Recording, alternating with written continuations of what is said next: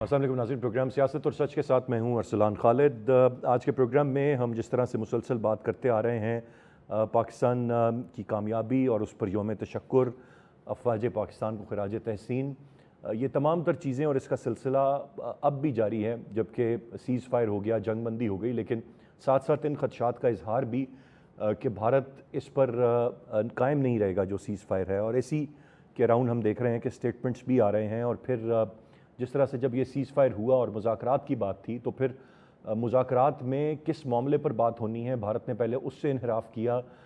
फिर आज दफ्तर ख़ारजा की जो स्टेटमेंट है, अपने दिफाई बजट में बेपनाह इजाफा करने जा रहा है भारत, जिस पर पाकिस्तान के दफ्तर ख़ारजा ने अपनी तशवीश का इजहार किया है। फिर कल की अगर हम बात करें तो पाकिस्तान के न्यूक्लियर्स के हवाले से भारत के मीडिया ने कुछ प्रोपोगेंडा किया, जिस पर फिर दफ्तर ख़ारजा ने जो भारत में एक ब्लैक मार्केट है न्यूक्लियर की, उस तक का जिक्र कर दिया। तो ये तमाम तर चीज़ें हैं जो इस वक्त चल रही हैं। मुज़ाकरात के लिए अभी कोई तारीख़ फ़ाइनल नहीं है, कोई जगह फ़ाइनल नहीं है, लेकिन उससे पहले ही बहुत सारे सवालात हैं। जिस तरह भारत वाज़े तौर पर कहता है कि बात अगर होगी तो वो सिर्फ दहशतगर्दी पर होगी, इसके अलावा किसी मामले पर नहीं होगी। लेकिन पाकिस्तान के लिए सबसे बड़ा मामला सिंतास मुआहदा, पानी और पाकिस्तान का सर्वाइवल है। कश्मीर एक डिस्प्यूटेड इशू है, उस पर पाकिस्तान चाहता है बात करें। और ये सिर्फ ये मामला ही था जिसने एटलीस्ट एक मुज़ाकरात का रास्ता खोला है। नहीं तो इससे पहले कई सालों से भारत पाकिस्तान से किसी मामले पर कोई बातचीत भी करने के लिए, कोई डायलॉग भी करने के लिए तैयार नहीं। यकीनन उसके पास कुछ है नहीं, और वो अपनी हठधर्मी पर कायम रहते हुए डायलॉग को ही बंद कर देता है। और फिर जिस तरह से मुख्तलिफ मामलात पर वो हथकंडे भारत के रहे हैं, और वो पाकिस्तान को आइसोलेट करने की एक कोशिश के तौर पर रहे हैं, लेकिन पाकिस्तान ने जिस तरीके से अपना दिफा किया, वो सलाहियतें पाकिस्तान की, उसका जिस तरह से लोहा मनवाया गया, वो ना सिर्फ पाकिस्तान बल्कि दुनिया भर ने उसको माना, और पाकिस्तान के में रहने वाले लोग भी उसके मोतरफ़ हैं। ये तमाम तर चीज़ें हैं जो इस वक्त हैं, और ये मंजर, इस वक्त का मंजरनामा है जो हम देख रहे हैं हमारे सामने है। और फिर ख़ासे ख़बरों में रहे इस रवा हफ्ते अमरीकी सदर डोनाल्ड ट्रंप, जो कि मशरिक़ वस्ता के दौरे पर हैं, और जिस तरीके से वो जाने जाते हैं, जो उनकी वजह शोहरत है कि वो बड़े स्ट्रेट फॉरवर्ड ब्लंट स्टेटमेंट्स देते हैं। इसी तरह की बातें वो हमें करते हुए मुख्तलिफ ममालिक, चाहे वो सऊदी अरब हो, कतर हो, हमें वहाँ पर वो दिखाई दिए, सुनाई दिए। और ये एक सारा मामला, और उसमें भी एक बड़ी हाईलाइट जो उन्होंने भारत के हवाले से एक फ़ोन मैन्युफैक्चरिंग कंपनी के हवाले से स्टेटमेंट दी, वो ख़ासी अहमियत इख्तियार कर गई ख़ास तौर पर पाकिस्तान में। तो मैं चाहूँगा उस पर भी आज के प्रोग्राम में हम बात करें। गेस्ट पार्टिसिपेंट्स का तारुफ कराता चलूँ। प्रोग्राम में ज्वाइन कर रहे हैं air commodore retired Khalid Chishti साहब, दिफाई तज्ज़ियाकार हैं, बहुत शुक्रिया आपके वक्त का। नगमाना हाशमी साहिबा हमारे साथ प्रोग्राम में मौजूद हैं, साबिक सफ़ीर हैं। असद खरल साहब सीनियर सहाफ़ी और तज्ज़ियाकार हैं, प्रोग्राम में हमें ज्वाइन कर रहे हैं। खालिद चिश्ती साहब, गुफ्तगू का आगाज़ आपसे करते हुए, एक तो इतने दिन गुजरने के बावजूद भी हम देख रहे हैं मुसलसल कि अफवाज पाकिस्तान और ख़ास तौर पर पाक फ़िज़ाइया की तारीफ़ वो पाकिस्तान में हो रही है, वो अक्रॉस द ग्लोब हो रही है। अब हर कोई इस चीज़ को मान रहा है, और एक नया वलवला और एक जोश जो मैं ये तो नहीं कहूँगा कि कम हुआ था नौजवानों में, लेकिन शायद ये बात दुरुस्त भी है कि किसी हद तक थोड़ी सी कमी अगर आई थी, तो एक नया जोश और वलवला अफवाज पाकिस्तान, पाक फ़िज़ाइया को ज्वाइन करने का, ये तमाम तर चीज़ें हैं। लेकिन एक डिबेट जो मेरा एक्चुअल क्वेश्चन है आपसे, वो 6-0 है, 7-0 है, ये है क्या? इसकी क्यों कन्फ्यूजन है? There should be a clarity. जब हमें पूरी प्रेस ब्रीफिंग में बता दिया गया कि एक्चुअल स्कोर क्या है, लेकिन अभी भी स्पेकुलेशंस हैं, इस पे क्या कहेंगे? बहुत शुक्रिया इस्लाम साहब आपका और सच चैनल का मुझे इनवाइट करने का। देखिए, बिल्कुल आपने ठीक ऑब्जर्वेशन की। ये पाक फ़िज़ाइया की बहुत अच्छा नाम और एक रिवाइव हुआ है, लव एंड अफेक्शन लोगों की पाक फ़िज़ाइया से हमेशा से है। तारीख गवाह है कि पाकिस्तान की फ़िज़ाइया ने ना सिर्फ लोगों की तवक्कुआत पर पूरी उतरती रही है, बल्कि इस दफ़ा तो मैं कहूँगा कि तवक्कुआत से आगे निकल गई है जितनी हमने भी की। और जिसका आप जिक्र कर रहे हैं 6+1 है या क्या है, मैं आपको पर्सनल एक्सपीरियंस से शेयर कर लेता हूँ तो ज़्यादा शायद क्रेडिबिलिटी हो जाए एक अपडेट ये इस इशू पे, और शायद वंस एंड फॉर ऑल आपके व्यूअर्स को क्लैरिटी आ जाएगी। मैं उस रात पाक फ़िज़ाइया के साथ मसबातर राब्ते में था जब ये ऑपरेशन चल रहा था, या मैं हाई ऑफिशियल के साथ मैं बात कर रहा था। मुझे इनिशियली फ़ोन पे जब मैं बात हो रहा था, जिस कॉन्टैक्ट से वो हो रहा था, तो वो मुझे इनिशियली बताया गया था 3 जहाज़ मार गिराए हैं हमने। ये फ़ौरन बाद अभी कॉम्बैट हुई ख़त्म ही हुई थी, तो अभी कन्फर्मेशंस आ रही थी। उसी फ़ोन पर मुझे 4 कहा गया, और फिर मुझे कहा गया कि आपको थोड़ी देर में कंप्लीट अपडेट देते हैं। फिर कोई आधे घंटे बाद मुझे अपडेट दी गई फ्रॉम वेरी हाई ऑफिशियल, कहा गया कि 6 एयरक्राफ्ट डाउन। मैंने रिकन्फर्म किया, उन्होंने कहा 6+1 अनमैन्ड एरियल व्हीकल जो ड्रोन होता है, आर्म ड्रोन होता है। तो 6+1, अभी मैं फोन कंफर्म करके शायद मैं खुदाफिजी करने वाला था कुछ और बातें करके जो टेक्निकल थी, तो मुझे कहा गया कि नहीं, आप इसको 5+1 ही समझें और यही मीडिया से बात कीजिएगा। तो मैं बड़ा हैरान हुआ कि अभी तो 6 आपने कहा था और अब 5 क्यों कर दिए। उन्होंने कहा कि हम पायलट्स की जो हमारी रिकॉर्डिंग होती है, जो सिग्नल होते हैं इलेक्ट्रॉनिक सिग्नल्स कॉकपिट के अंदर, उसका रिकॉर्ड मौजूद होता है। लैंडिंग के बाद पायलट रिप्रोड्यूस करके प्रूव कर सकता है कि मैंने ये देखे जहाज मारा है, इलेक्ट्रॉनिक उसमें राइट। डाटा होता है। तो जब 5 कहा गया तो उन्होंने कहा कि हमें पायलट्स की तो 6+1 की कंफर्मेशन है। अब आप, जब मैं 6+1 कहता तो समझ जाएंगे आपके 6 फाइटर्स और एक अनमैन्ड एरियल व्हीकल। तो उन्होंने राइट। कहा हमें पायलट्स की कंफर्मेशन तो 6+1 है, लेकिन हमें फिजिकल ग्राउंड पे मलबे की छठे जहाज की कंफर्मेशन नहीं है। तो हम अपने असूलों को कायम रखते हुए छठे जहाज को उस वक्त तक क्लेम नहीं करेंगे जब तक हमें जमीन से कंफर्मेशन नहीं मिलती through any signal, human intelligence, satellite है, ड्रोन है, जो भी कह लें उसको। उस डिटेल्स में जाने का इस वक्त शायद रेलेवेंट ना हो। और मैंने फिर उसी वक्त जब टेलीविजन 3 चला रहा था तो मैंने कुछ चैनल्स को अप्रोच किया खुद, क्योंकि वो मेरे साथ ऑलरेडी वेट कर रहे थे मेरी अपडेट का कि बताएं। तो मैंने उनको कहा, जब उन्होंने रब्ता किया मुझसे, तो मैंने उनको 5+1 कहा उस वक्त। ठीक है। और मैंने क्योंकि दिल में क्योंकि खुद सुन ली थी मैंने कि 6 हैं, इलेक्ट्रॉनिक सिग्नल गलत नहीं होते हमारे जहाजों के। मैं उन जहाज के पायलट से कुछ हफ्ते पहले मिलकर आया था, पूरी डॉक्यूमेंट्री मैंने बनाई थी अपने यूट्यूब चैनल के लिए, पूरा दिन गुजारा था। तो मैं उनके सिस्टम को, बीइंग अ फाइटर पायलट, मैं भी समझता था कि जब पायलट एक क्लेम करेगा तो वो वैसे नहीं करेगा, उसके अंदर डाटा है, उसकी वीडियो समझे उसके अंदर मौजूद है और सब कुछ सिग्नल्स उसके अंदर सेव हो जाते हैं। सही। तो मुझे यकीन था और उसी दिन मैंने तमाम चैनल्स को ये कहा, मैंने कहा मुझे यकीन है और मेरी दुआ है कि छठा जहाज अल्लाह ने राइट। सच साबित किया। और कैसे सच कर, परसों मुझे, कल रात को मुझे फाइनली कंफर्म, कल आफ्टरनून में किया गया कि 6 हमें रैकेज कंफर्म है, एंड नाउ वी काउंट 6+1।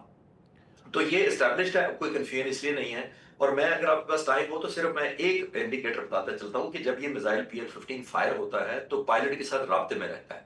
अब तो हम सब माशाल्लाह सारे एजुकेटेड हैं, सब अवेयर हैं कि PL-15 भी सबको पता है, रेडार भी पता है। जब ये राइड करता है, 2 स्टेज की मोटर होती है, ये पहले जाती है, उसके बाद जब ये हिट करने लगता है, मैं आपके नाज़रीन के साथ सिंपल अंडरस्टैंडिंग बता दूं, जब जी। ये जहाज को 200% हिट करता है तो ये कहते हैं हम उसको एक्टिव मोड में चला गया। एक्टिव मोड का मतलब ही ये होता है कि 200% इसने हिट करना है, it wants to say you goodbye, then I am hitting it. इस सारे जो टारगेट्स हुए थे, अब पायलट्स के पास एक्टिव मोड में जाने की कंफर्मेशन थी। और अगर ये एक्टिव मोड में ना जाए तो ये हिट नहीं करता, फिर ये प्रॉक्सिमिटी फ्यूज में चला जाता है। इसका मतलब है कि ये क्लोज प्रॉक्सिमिटी में जब ये देखेगा कि मैंने मिस कर दिया किसी वजह से भी, तो ये खुद डिस्ट्रक्ट यानी फट जाता है, जिससे कुछ ना कुछ डैमेज उस जहाज को जरूर होता है। लेकिन हमारे पास एक्टिव सिग्नल थे सारे के सारे। लेकिन हम क्योंकि जेंटलमैन वॉर करते हैं, हम वो वाली ना चाहते हुए करते हैं, बाय चॉइस नहीं करते हैं। रीजन मैं कई दफा कह चुका हूं कि हम कोई कब्जा नहीं करना चाहते। हम डिटर, हम खौफजदा भी करेंगे, हम पनिश भी करेंगे जो हमारे मुल्क की सरहदों की तरफ, दिफा की तरफ, सॉवरेनिटी की तरफ करेगा। कंफर्मेशन हमें उसी वक्त थी, लेकिन एथिकल ग्राउंड्स के ऊपर हम ये करना चाहते थे। एक दिलचस्प मैं आपको बात बताता चलूं, मैं ज्यादा टाइम ले लिया लेकिन मुझे पता है, मैं जी क्विक नहीं, ये शॉर्ट करूंगा। दिस इज दैट्स व्हाई मैंने इंटरप्ट नहीं किया sir, because this is interesting and very knowledgeable for general public and for me as well, and once for all we need to have the clarity. जी, the last thing you want to add, then I will move to Nagmana साहब। I will add hair कि हम हमेशा से ethical जंग लड़ते हैं। मैं एथिकल की हिस्ट्री, क्योंकि मैं रिसर्च करता हूं तो मैंने एथिक्स की हिस्ट्री बता देता हूं। 1965 और 1971 की जंग में हमारे पास प्रूफ है कि जब हमारे पायलट्स ने सक्सेसफुली जहाज हिट होने के बाद हिंदुस्तान में पैराशूट से इजेक्ट किया, बेल आउट किया, जब नीचे आ रहे थे तो नीचे से गोलियां मारकर उनको शहीद किया गया था। अब मैं कंट्रास्ट बता देता हूँ। 1971 में एक SU-7 हमारे शोरकोट बेस पर हमला करने आया था, हिट हो गया, खेतों में जा गिरा। किसान इर्द गिर्द लोग कुल्हाड़ियां बेलचे लेकर आ गए और उनको मारने लगे थे पायलट। हमारा राइट। एक ऑफिसर गया जीप में और उसने अपनी गन निकाल कर लोगों को डिटर करके कहा कि अगर किसी नजदीक आया तो मैं अपनी गोली चला दूंगा। हमारे ये, ठीक।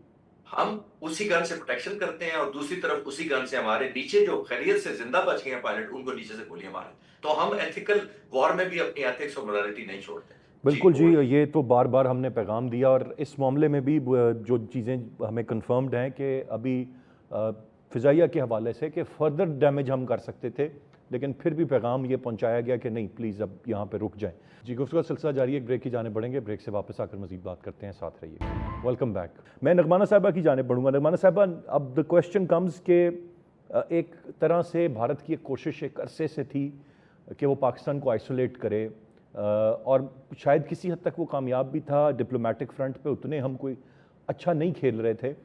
अब आप समझती हैं कि इस सारे मामले के बाद एक नई ब्रीदिंग स्पेस पाकिस्तान को मिली है, एंड वो कैश इन कैसे इसको कर सकता है in the best possible way, ये बताइएगा प्लीज़। सबसे पहले तो बहुत शुक्रिया मुझे अपने प्रोग्राम में मदऊ करने का। उसके बाद आप, क्योंकि आपके चैनल पे मैं पहली दफ़ा आ रही हूँ, तो आपके जितने भी नाजरीन हैं मैं उनको भी मुबारकबाद दूंगी कि हमने ये बहुत ज़बरदस्त सबक सिखाया है इंडिया को, एंड आई होप कि उन्हें कहीं ना कहीं कुछ समझ आ गया हो। Having said that, let's move forward. तो जहाँ तक हमारी आइसोलेशन का सवाल है, तो इंडिया ने कोशिश बहुत की, लेकिन अगर आप देखें तो हम आइसोलेटेड कभी भी नहीं थे। लेकिन इस दफ़ा जो एक भौंडी हरकत की है मोदी साहब ने, और उसका जितने फर्म तरीके से पूरी कौम ने मिल के जवाब दिया है, और जिस कदर की हमारी फौज की, एयरफोर्स की, नेवी की टेक्निकल एबिलिटीज और हमारी जो इक्विपमेंट की स्ट्रेंथ और सुपीरियॉरिटी है, और हमारे वॉर डॉक्ट्रिन की सुपीरियॉरिटी जो है, और हमारी कौम का एक डिसिप्लिन जो मीडिया के थ्रू पूरी दुनिया ने देखा, वो उसने मोदी साहब को अभी काफी परेशान किया हुआ है। Nobody in the world was expecting कि हम इस कदर का measured, सोबर तरीके से और बिल्कुल वॉर एथिक्स को सामने रखते हुए हम इतनी तबाही इंडिया की करेंगे। तो इस वक्त मोदी साहब की इस भौंडी हरकत ने हमारे जितने कोर इश्यूज हैं इंडिया के साथ, जिसमें कश्मीर है, जिसमें वाटर है, जिसमें टेररिज्म है, उसको top of the world agenda रख दिया है। वो जो मुस्तकिल एक रट उन्होंने लगाई हुई थी कि जी ये तो कश्मीर तो इज आर इंटेग्रल पार्ट, इस पे तो गुफ्तगू ही नहीं हो सकती है, और हम किसी थर्ड पार्टी को नहीं मानेंगे, यूएन रेजोल्यूशंस को भी नहीं मानेंगे, ये तो बस and you saw they did it in 2019। लेकिन नगमाना साहब, राइट आफ्टर सीज फायर उनकी तरफ से जो स्टेटमेंट्स आए, उन्होंने कहा कश्मीर की बात होगी तो पाकिस्तान के साइड के कश्मीर की बात होगी। जी जी, मैं वही उसी पे आ रही थी। तो अब उनके इस एक्शन की वजह से जो एक सुपर पावर अभी है अमेरिका बहादुर, उन्होंने खुद कहा कि ये एक इंटरनेशनल इशू है, this needs to be resolve, और इसमें उन्होंने थर्ड पार्टी मीडिएशन का भी कह दिया, जिसपे अभी मोदी साहब जो है उन्होंने सीज फायर तो कर लिया है, लेकिन उन्हें अपने लोगों को भी कोई मुंह दिखाना है, कुछ थोड़ा बहुत तो उन्होंने अपनी फेस सेविंग करनी है। तो उन्होंने ये भी कहा कि जी हमारे पास जो कश्मीर है वो तो हमारा हिस्सा है, अब तो हम बात करेंगे। तो मैडम, पहले पहलगाम की फेस सेविंग के चक्कर में ये मुंह की खानी पड़ी, आप मजीद क्या करेंगे? हाँ जी, तो देखिए आप बाकी जो इंडिकेटर्स हैं उन पे भी हमें नजर रखनी चाहिए। देखिए ऑलरेडी पीपल फॉरगेट कि इसमें सिर्फ पाकिस्तान, इंडिया और कश्मीरी नहीं है, कश्मीर के तनाज़े में चीन का एक बहुत इम्पोर्टेंट वो हिस्सा है, वो भी पार्टी टू द कॉन्फ्लिक्ट हैं। और इसीलिए 2019 में जब इन्होंने ये कश्मीर का स्पेशल स्टेटस को ख़त्म किया, तो उसे China United nation security council में लेके गया था, और उसने केस फाइट किया था, और उसने कहा था कि you know we are legitimate fourth party in this, और अभी भी उन्होंने यही कहा है कि ये एक डिस्प्यूटेड वो है। तो जितना मर्जी मोदी साहब डिनाई कर दें, at the end of the table, at the end of the day उन्हें टेबल पे आना पड़ेगा। कब आते हैं वो, it needs to be seen. ये डिपेंड करता है कि उनकी मैडनेस जो है, उनका जुनून जो है, उनकी जो ये हिंदुत्व माइंड सेट है, और उनको जो अब अपने पॉलिटिकल करियर भी एट स्टेक नजर आ रहा है, और पीछे जो आरएसएस और बीजेपी का पूरा एक सेटअप है, उन्हें भी आगे अपना जो पोजीशन है विद इन इंडिया कॉम्प्रोमाइज होती नजर आ रही है। तो बिल्कुल इससे हम आंखें बंद नहीं कर सकते। ये बिल्कुल बिल्कुल सर। पॉसिबल है कि वो अपनी हठधर्मी पे रहे। और लेकिन आई थिंक दुनिया के हालात, दुनिया में जो इस वक्त फिजा चल रही है, हवा का जो रुख है, वो आई थिंक मोदी साहब के फेवर में नहीं है। टेररिज्म पे वो जरूर बात करें, लेकिन टेररिज्म पे बात दोनों तरफ के टेररिज्म की होगी। और जो इंटरनेशनल टेररिज्म ये सपोर्ट कर रहे हैं by killing the Sikh leaders in 4 different countries में, इन्होंने वेस्ट की ट्राई किया है, including America and the United Canada and America and UK and Australia। तो लोगों में इनकी क्रेडिबिलिटी भी अब थोड़ी कम हो गई है। और खास तौर पे जिस कदर खुल के मोदी साहब ने, उनके पार्टी के लोगों ने, और खास तौर पे जिस जुनून के साथ उनके मीडिया ने झूठ बोला है और सेंसेशनलिज्म फैलाई है, आई थिंक जो समझा जाता था कि दुनिया का 3rd pillar of media Europe और अमेरिका के बाद इंडिया है, उसको उन्होंने तबाह करके रख दिया है। राइट, तो ये अब वो तमाम तर बात चीज़ें हैं राइटली मर्जी कर पॉइंटेड ली। नगमाना साहिबा जो इस वक्त हुई हैं। तो असद खरल साहब की जानिब में दे विल बढ़ूंगा। Have to come to the table, और इस वक्त हमारी पोजीशन बहुत it's the matter strong of है। टाइम कि अब वो कब आते हैं, अपनी हठधर्मी से तो पीछे लेकिन हमें नहीं हटेंगे। टेबल पे जाने का इंतजार नहीं करना चाहिए। हमें उससे पहले अपने सारे डोसियर, सारे कंसर्न्स, सारा जो हमारा नैरेटिव है, उसे हमें पूरी दुनिया को बार बार बावर कराने की जरूरत है।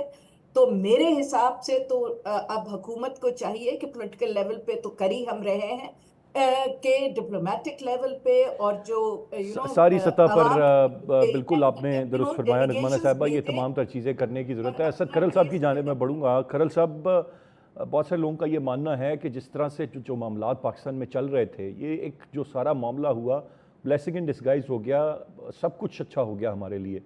हमने अपने डिफरेंसेस भुला दिए, यूनिटी हम में आ गई, हम मुत्तहिद हो गए। जो इदारों पे सवालात अगर कोई करता भी था, तो अब तो बात यहाँ तक है कि 1971 से अब तक का बदला हमने ले लिया। तो इतने चीज़ें पाकिस्तान के लिए आइडियल हो गई। कैसे देख रहे हैं सारे चेन ऑफ इवेंट्स को, इस मामले को आप?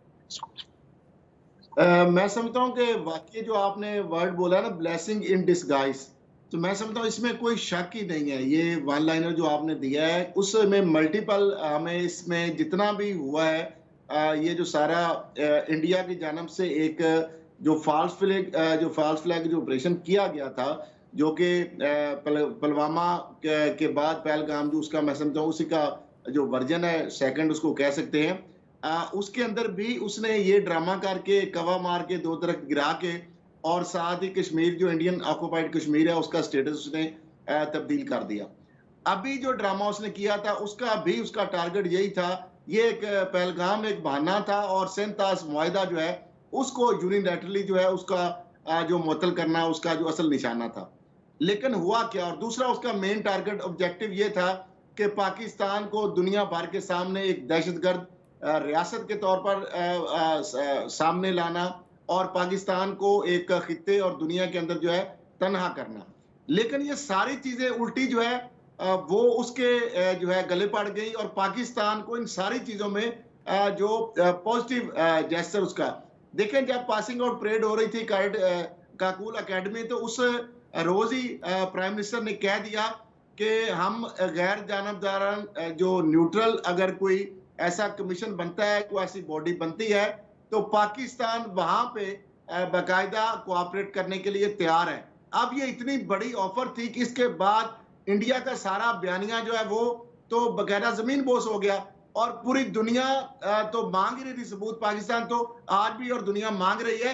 इंडिया के अपने अंदर से आवाजें उठनी शुरू हो गई कि अब तो पाकिस्तान कह रहा है, तो आप जो इल्जामात हैं या जो आप सबूत हैं वो सामने लाएं। अभी पाकिस्तान के ऊपर जो ने हमला किया, इसके बाद इवन के उनके जिम्मेदारान की प्रेस कॉन्फ्रेंस, उनके फॉरेन ऑफिस की प्रेस कॉन्फ्रेंस, वहां पर जब सवाल किया गया तो वहां पे उन्होंने एडमिट किया, उन्होंने कहा जी पहलगाम के हवाले से, तो उनका वो तो तहकीकात अभी जारी है, तो जब आपकी तहकीकात अभी जारी हैं, आप ने फौरी तौर पर वो अपने ही वो रा के जो स्पॉन्सर्ड और स्टेट स्पॉन्सर्ड जो अकाउंट्स थे उनको एक्टिव कर दिया। आपने पाकिस्तान पर इल्जाम लगा दिया, एफआईआर भी दर्ज कर दी, और उतनी देर में जितनी देर में वहां पे ह्यूमनली पॉसिबल पहुंचना भी पॉसिबल नहीं है। लेकिन ये सारी चीजें तो आपने कर दी, ये ड्रामा भी आपने कर लिया, आपने यूनिलैटरली जो है वो मुआहदा भी उसको खत्म करने की बात कर दी, पानी बंद करने की बात कर दी। लेकिन हुआ क्या? हुआ क्या कि पूरी दुनिया के अंदर आप आइसोलेट हो गए। आपका बयानिया जो वो ना सिर्फ दुनिया में बल्कि आपके अपने मुल्क के अंदर जमीन बोस हो गया। पाकिस्तान के अंदर इदारे और हुकूमत और तमाम जमातें और पाकिस्तान की अवाम एक पेज पर नजर आए। 25 करोड़ अवाम जो है वो 25 करोड़ आर्मी के तौर पर नजर आई। और फिर उसके बाद आप देखें कि जिस तरीके से हमने रिस्पॉन्स दिया, जिस तरीके से हमने दानिशमंदी से, हिकमत अमली से, यानी एक तरफ उनके 10 जहाज, हमारा उसके मुकाबले में एक जहाज, एक जहाज जो है 10 जहाजों पे भारी रहा, हमारा एक जहाज वो डैमेज नहीं कर सके। हमने उनके 6 जहाज गिराए। उसके बाद ड्रोन जितने उन्होंने, यानी जब राफेल जिसके ऊपर वो बड़ा अतराते थे और 2019 वो कह रहे थे कि काश हमारे पास होता, तो हमने तो वो एक नहीं 2 3 गिराए और फिर दूसरे जहाज भी गिराए। फ्रांस की जो टेक्नोलॉजी को तबाह किया हमने। फिर उसके बाद रशिया की जो दुनिया की बेस्ट ऑफ द बेस्ट जो है एयर डिफेंस सिस्टम, उसको हमने तबाह किया। उसके बाद जो है इजराइल की जो टेक्नोलॉजी है, जो ड्रोन उन्होंने भेज के देखी, उनको हमने तबाह किया, एक भी हमने वापस नहीं जाने दिया। और उसके बाद आप देखें कि जिस तरीके से जो हमने टारगेट किया, ना हमने सिविलियन को निशाना बनाया, लोगों को, मासूम शहरियों को, हमने उनके ब्रिगेड हेडक्वार्टर तबाह किए, हमने उनके जो एयर बेसिस तबाह किए, हमने उनके त्यारे तबाह किए, हमने उनकी चेक पोस्टें तबाह की, और हर तरीके से उनको हमने नाकों चने चुबाए और उनको धूल चटाई। फिर दुनिया के अंदर क्या वजह है आपको पता है? शायद ये मैं थोड़ी सी आपको बताना चाह रहा हूं कि ये जो मामला हुआ सीज फायर का, ये कौन अमेरिका के पास गया?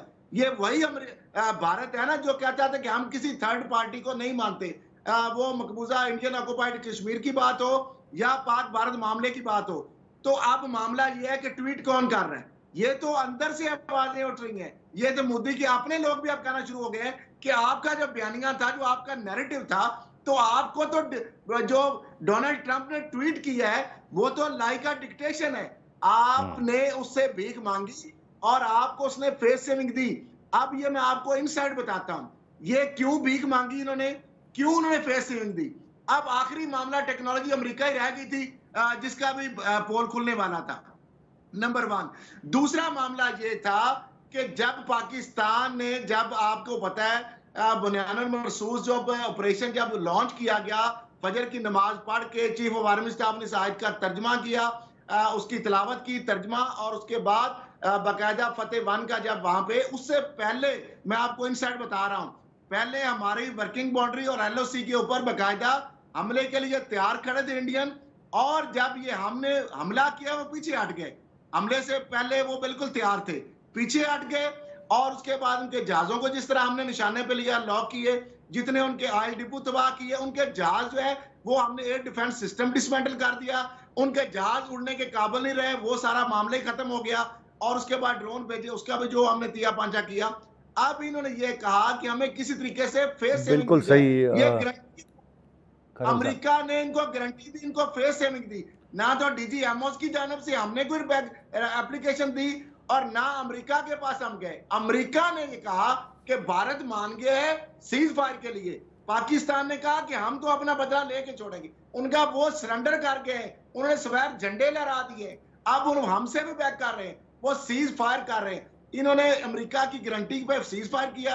अब न्यूट्रल मकाम के ऊपर जो मकबूजा कश्मीर का इशू था, जो इंडियन ऑक्युपाइड का था, उस तो वही गारंटर जो है उसने बात, पाकिस्तान ने इस चीज पर, आपको पता है जब उन्होंने पहली स्टेटमेंट दी थी उसमें मकबूजा कश्मीर का राइट खरल साहब, जब कश्मीर को ऐड करवाया गया उसमें, पाकिस्तान तो डिक्टेट करता रहा है और इंडिया डिक्टेट होता रहा और हो रहा है, और 90 दिन के अंदर इसको न्यूट्रल मकाम पर ये मुज़ाकरात करने भी पड़ेंगे। बिल्कुल सही खरल साहब, अपनी शराइत मनवाएगा और ये मानेंगे।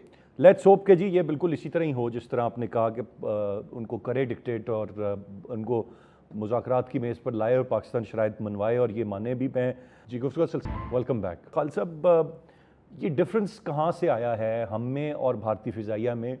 जो इतनी बड़ी ये डॉग फाइट हुई है, एक तो ये बता दीजिए, जिस तरह से ये बताया गया प्रेस ब्रीफिंग में हमें, it's a matter of training, वहाँ पे ट्रेनिंग बहुत ठीक नहीं है, हमारा तजर्बा ज़्यादा है, और फिर ये सारे के सारे मामले में इतनी मिसकैलकुलेशन हर फ्रंट पे किस तरीके से हुई भारत से। ज़ाहिर है उसका एक दिफाई बजट है और उसमें मज़ीद इजाफा कर रहा है, पाकिस्तान से बहुत बड़ा है, फोर्स बहुत बड़ी है पाकिस्तान से, मुल्क बहुत बड़ा है, इतनी मिसकैलकुलेशन हर सतह पे इनसे रही। अब इसमें जज्बे की कमी है, ईमान तो हमारे पास है, उनके पास है नहीं है, फिर एक मोटिवेशन वो मामला नहीं था, उनकी जो लीडरशिप है उसके अंदर वो चीज़ नहीं थी, मोदी ज़बरदस्ती करवा रहे थे। ये फैक्टर्स हैं या कुछ और है जो स्टैंड आउट करता है? सारे पॉइंट्स को आपने बिल्कुल ठीक टच किया है। मैं थोड़ा एक्सप्लेन करने की कोशिश करता हूँ। आपने जज्बा ईमान कहा है, बिकॉज जज्बा ईमान भी वैसे नहीं आता। हमें पता है कि हम किसी को फतह करने के लिए नहीं निकलते। हमें पता है कि हम रीजनल हेजमनी के लिए नहीं निकलेंगे। हम दुनिया में रेलिवेंट होने के लिए भी किसी पर हमला नहीं करेंगे। हम करेंगे अपना दिफा, और डेफिनेटली करेंगे और रिजॉल्व से करेंगे, बिकॉज हमें आज़ादी बहुत प्यारी, अपनी सॉवरेनिटी और अपनी आने वाली नस्लें बहुत प्यारी। पहली तो ये बात, एक जज्बा है। इसकी रीज़न ये है, और आपके नाज़रीन के लिए मैं छोटी सी एक अगर हिस्ट्री से मिसाल दे सकूं, मुझे अभी याद आ रही है कि 1954 से लेकर 1975 तक वियतनाम और अमेरिका की जंग हुई थी। 21 साल जारी रही थी। वियतनाम के 33 लाख फौजी और सिविलियन मारे गए थे। अमेरिका के सिर्फ 58,000 मारे गए थे 21 साल में। लेकिन अमेरिका जंग हार गया, क्योंकि अमेरिका लड़ रहा था विक्ट्री के लिए, अमेरिका लड़ रहा था रीजनल हेजमनी के लिए, लड़ रहा था ग्लोबल कोल्ड वॉर जीतने के लिए। वियतनामी लड़ रहे थे अपने कॉज के लिए और अपने सर्वाइवल के लिए। जो कौम अपने कौम सर्वाइवल के लिए लड़ती है या अपनी कॉज के लिए लड़ती है, उसकी पैशन मोटिवेशन और होती है। ये मैं थोड़ा सा सोचा हिस्ट्री से टच करते थे। अब आते हैं दूसरी, क्वालिटी ऑफ ट्रेनिंग डेफिनेटली हमारी अच्छी है। हमने बहुत सारे मुल्कों की एयरफोर्सेस के टेक्नीशियंस पायलट को ट्रेन किया है ओवर द ईयर्स। 50 साल से हम कर रहे हैं। मैं खुद फ्लाइंग इंस्ट्रक्टर रहा हूँ सालपुर एकेडमी में। मैं खुद दूसरे मुल्कों के पायलट्स की कैडेट्स की ट्रेनिंग करता रहा हूँ, और बाद में एयर वॉर कॉलेज और एनडी वगैरह में भी उनकी ट्रेनिंग करता रहा हूँ। ट्रेनिंग की क्वालिटी हमारा अल्हम्दुलिल्लाह हमने, और ट्रेनिंग ऐसे नहीं है बाय द वे, ये नहीं आप कर सकते कि हिंदुस्तान एयरफोर्स को कहें कि कल से ट्रेनिंग ठीक कर लें। ये एक लेगेसी है। मैं एमएम आलम के साथ जब मैं नौजवान अफसर था, तो पेशावर के मेस में मेरी पहली पोस्टिंग हुई अफसर बनने के बाद, तो एमएम आलम मेस में खाना खाते थे, क्योंकि शादी नहीं की थी उन्होंने।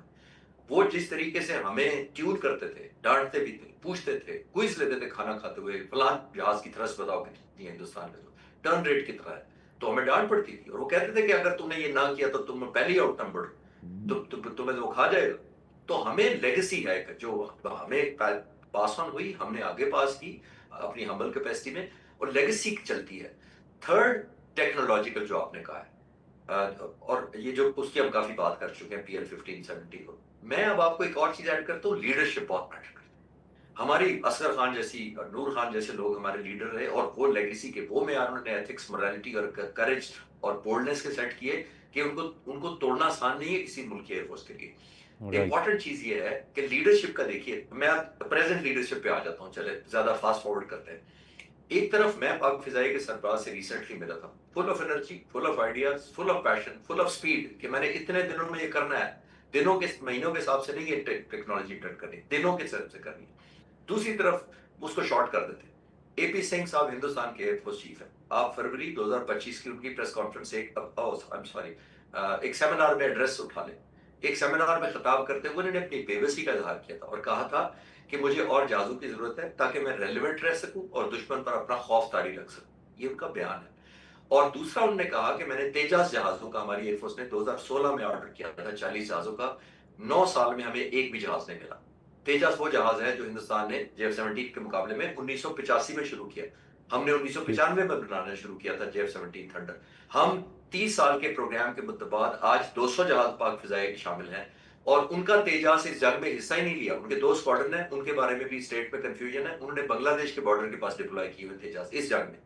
तो लीडरशिप की बेबसी एक इटसेल्फ माइंडसेट जो लीडरशिप का होता है, are you having a winning attitude और you having a defeating mindset, तो वो बड़ा मैटर करता है। और वो आपके हर रैंक में, चाहे वो अफसर हो, टेक्नीशियंस हो, एयर डिफेंस कंट्रोलर हो, वेपन कंट्रोलर्स हो, सबके ज़हनों में वो माइंडसेट ट्रैवल करता है। जी बिल्कुल सही सर, आपने तफसील से सारे मामले पर रोशनी डाल दी, एक्सप्लेन कर दिया। नगमाना साहिबा, द थिंग इज़, बिलावल साहब का भी स्टेटमेंट है और बाकी भी, अब खदशा किस हद तक है कि दोबारा से ये कोई मिस एडवेंचर करने की दोबारा कोशिश करेंगे। ये ख़तरात मंडलाते रहेंगे और वो बहुत सारे लोगों का मानना है कि ये अभी सीज़ फायर किया है इन्होंने रीथिंक करने के लिए और गैदर करने के लिए कि अब किस तरह डैमेज करें, नोइंग मोदी जिस तरह आपने पहले एक्सप्लेन कर दिया है। सो हमें अब कांस्टेंट थ्रेट ऑफ एक वॉर तो रहेगा ही रहेगा। क्या कहेंगी इस पर आप?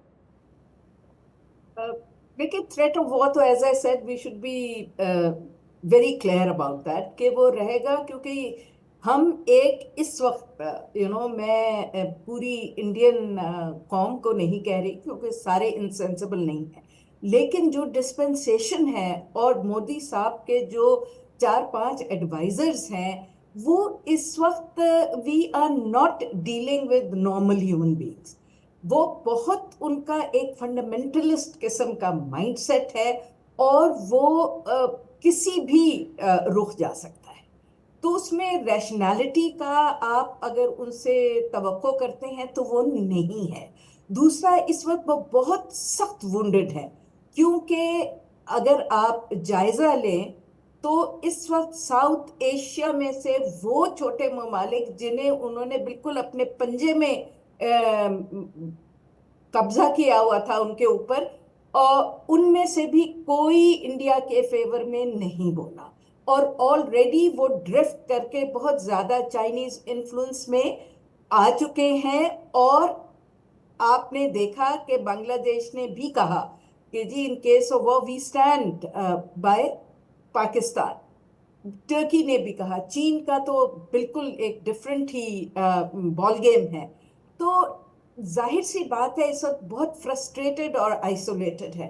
और जैसा कि हमारे कॉलीग ने कंग साहब ने भी कहा कि वो इस वक्त वुंडेड है, वो इस वक्त उनका ईगो जो है वो बिल्कुल शटर हुआ है, और उनको ये हैरानी है कि खित्ते में से, दुनिया में से तो किसी ने भी नहीं इंडिया को का नैरेटिव बाय किया, बल्कि खित्ते में से भी किसी ने बाय नहीं किया। तो टोटली इस वक्त वो वर्नरेबल और आइसोलेटेड है।